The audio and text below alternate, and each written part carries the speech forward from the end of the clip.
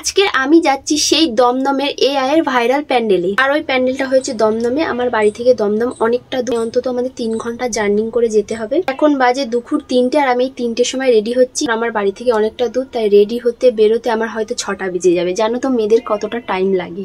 আর হ্যাঁ, মনে হয় আমি একমাত্র মেয়ে না করেছি দুর্গাপুজোতে ভুরো ফ্ল্যাপ, না করেছি হেয়ার কাট, না করেছি স্কিন কেয়ার, না করেছি নোক লাগানো। এটা আমার অরিজিনাল নোক, এগুলো ফলস না, এগুলো অরিজিনাল। আমি কোনো কিছু করিনি, যাচ্ছি তাও দুর্গা ঠাকুর দেখতে। ভাবা যায়। যাই হোক, কালকের করবো ভাবছি ভুরো ফ্ল্যাপটা।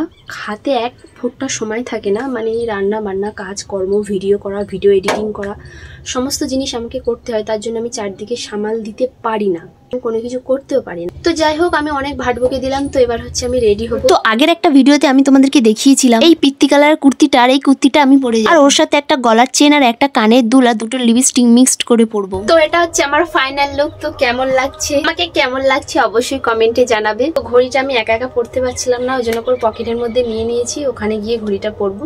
5টা বাজে, মানে আমার 3টে থেকে 5টা অবধি রেডি হতে পুরো সময় লেগেছে। তো এবার আমি বেরোবো।